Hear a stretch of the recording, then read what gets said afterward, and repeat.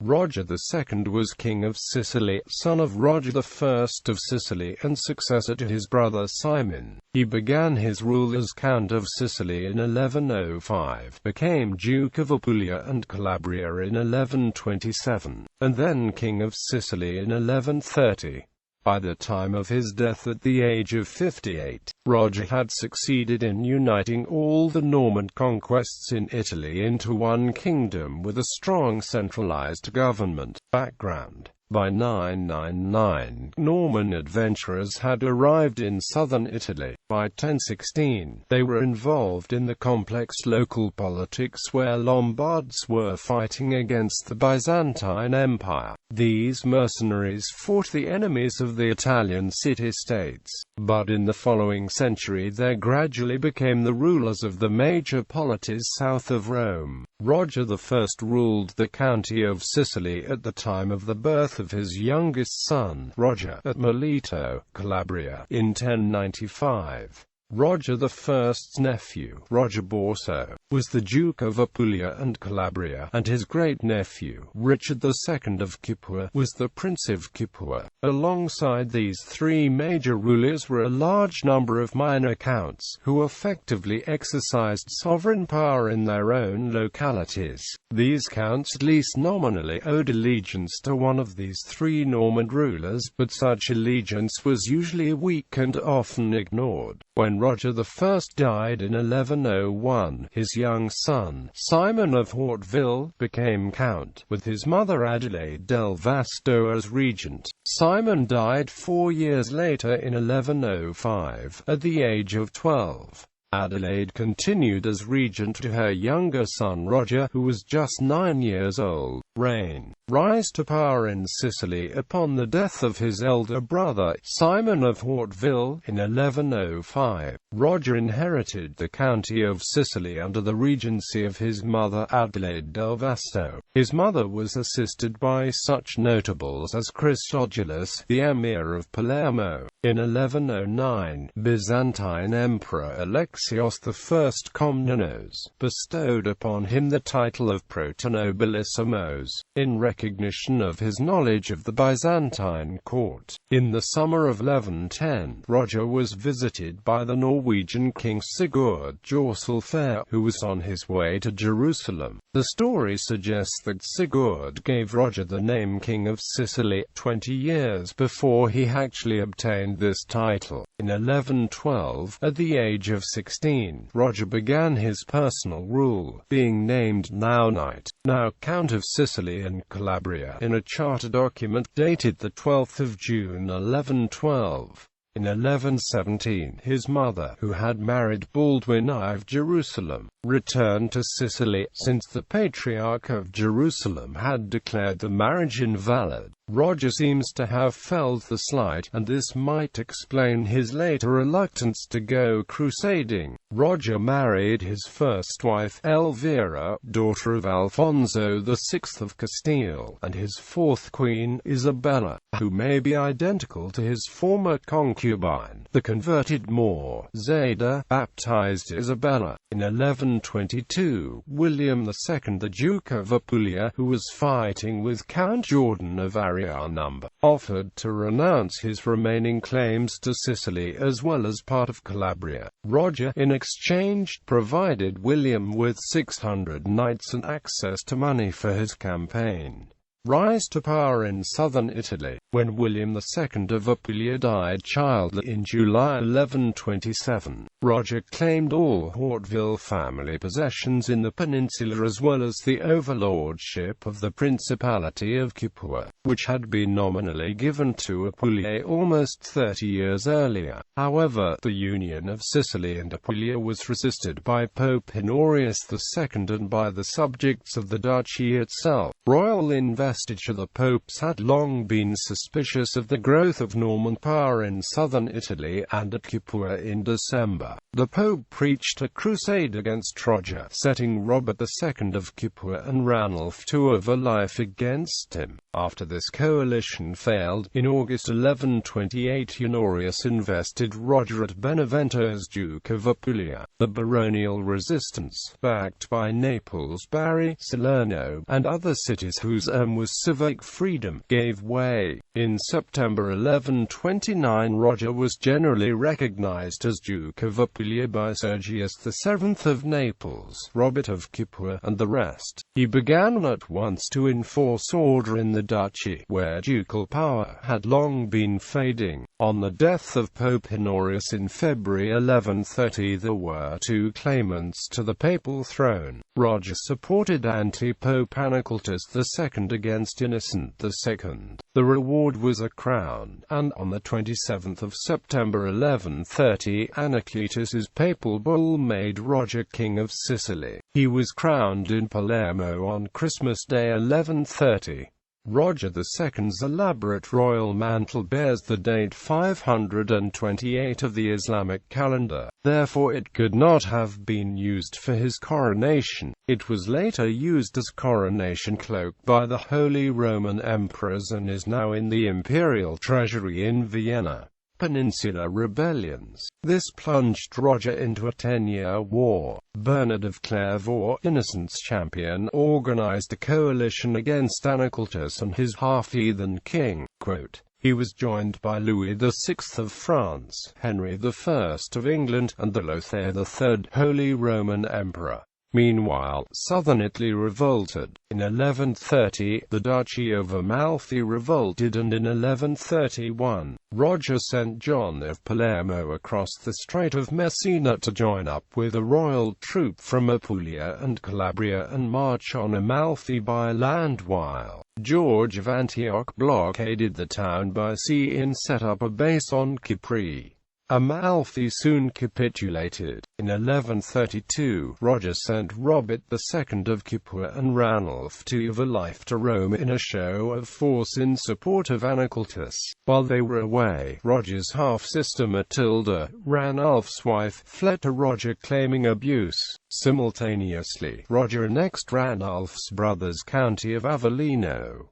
Ranulph demanded the restitution of both wife and countship. Both were denied, and Ranulph left Rome against orders, with Robert following. First, Roger dealt with a rebellion in Apulia, where he defeated and deposed Grimoald, Prince of Bari, replacing him with his second son Tancred. Meanwhile, Robert and Ranulph took papal Benevento. Roger went to meet them but was defeated at the Battle of Nocera on the 25th of July 1132.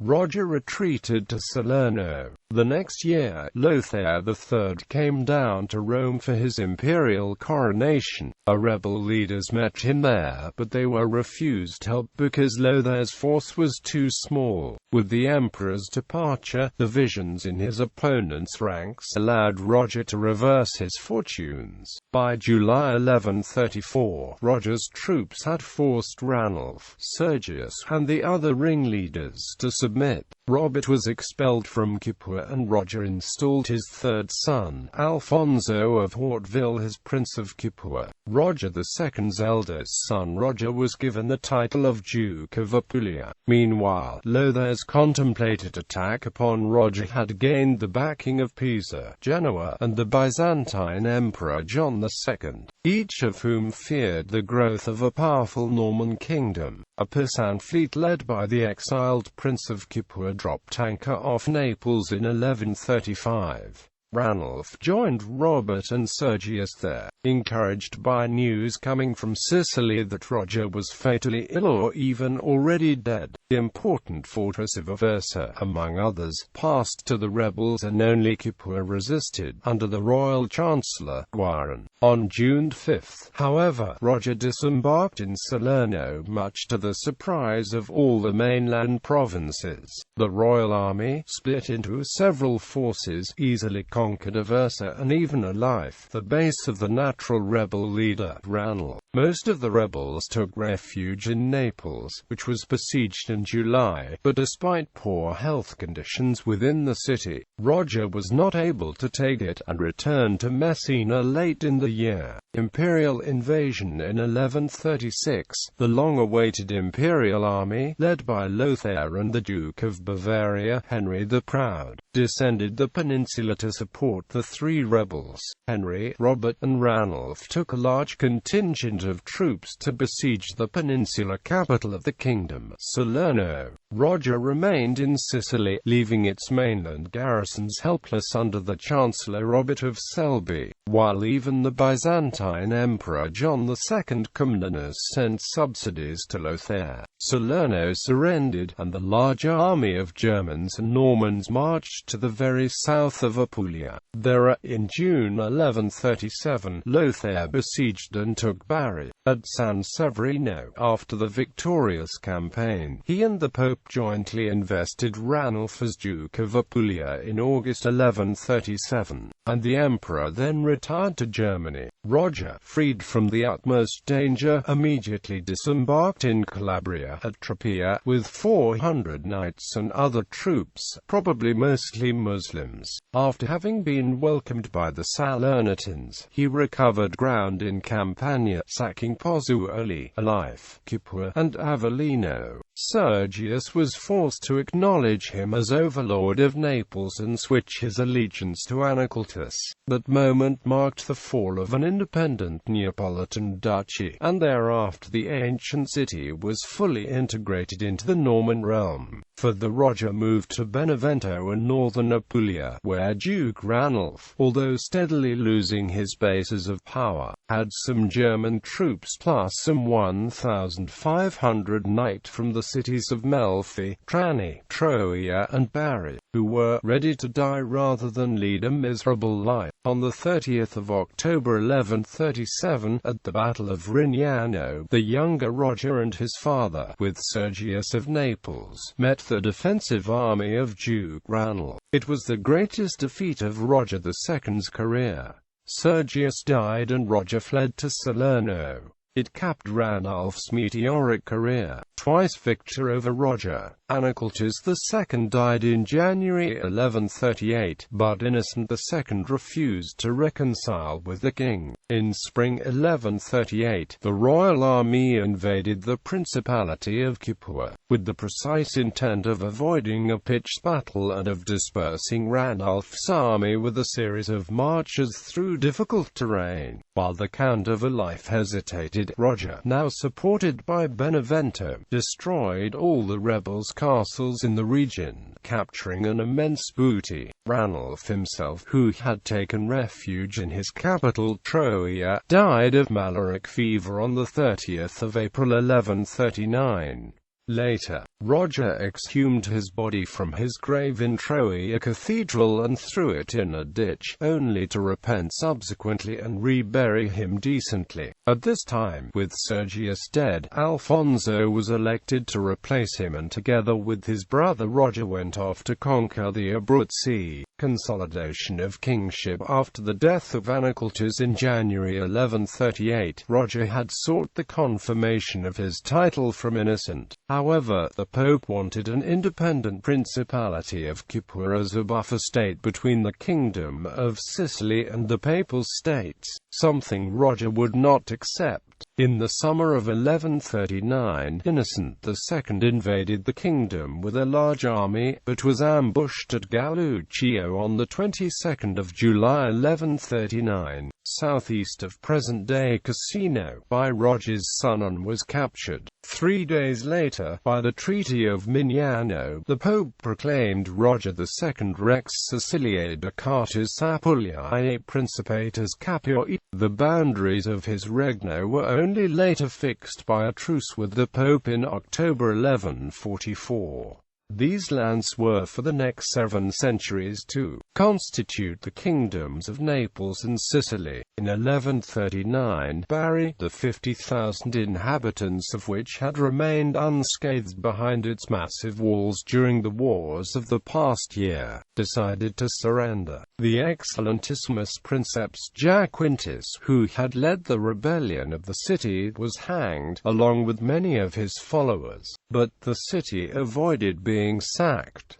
Roger's execution of the prince and his councillors was perhaps the most violent act of his life, while his sons overcame pockets of resistance on the mainland. On the 5th of November 1139, Roger returned to Palermo to plan a great act of legislation, the Assizes of Ariano, an attempt to establish his dominions in southern Italy as a coherent state. He returned to check on his son's progress in 1140 and then went to Ariano, a town central to the peninsular possessions. There he promulgated the great law regulating all Sicilian affairs. It invested the king and his bureaucracy with absolute powers and reduced the authority of the often rebellious vassals. While there, centralizing his kingdom, Roger declared a new standard coinage, named after the Duchy of Apulia, the ducat. Economy. Roger's reforms in laws and administration not only aimed to strengthen his rule but also to improve the economic standing of Sicily and southern Italy. He was very concerned to gain money, but hardly very prodigal in expending it. In 1140 at his assembly at Ariano he introduced new coinage to make it easier to trade with the rest of the Mediterranean, as there were smaller denominations of the previous coins to allow more accurate and efficient trading. However, although this new coinage made long-distance trade easier, it was very detrimental to local trade, which spread hatred throughout Italy. By the 1150s, most of this coinage was no longer in use, and soon after, it disappeared altogether. Nevertheless, the controversy over the coinage did not hinder the kingdom's prosperity. Roger II had not only acquired large wealth through his royal patrimony but also through his military campaigns and the financial rewards. For example, gold and silver were gained through the campaigns in Apulia in 1133 and Greece in 1147. Sicily's geographic situation at the center of Mediterranean made it a brilliant location for trade with Europe, North Africa and the Middle East. Its primary export was durum wheat. Others included foods like cheese and vine fruits. Unlike other states, Sicily also had a strong political and military standing, so its merchants were supported and to some extent protected. This standing allowed for an increase in internal trade and a stronger market, which led to noticeable developments in agriculture. Later reign. Roger had now become one of the greatest kings in Europe. At Palermo, he gathered round him distinguished men of various races, such as the famous Arab geographer Muhammad al-Idrisi and the Greek historian Nilis Doxopatrius.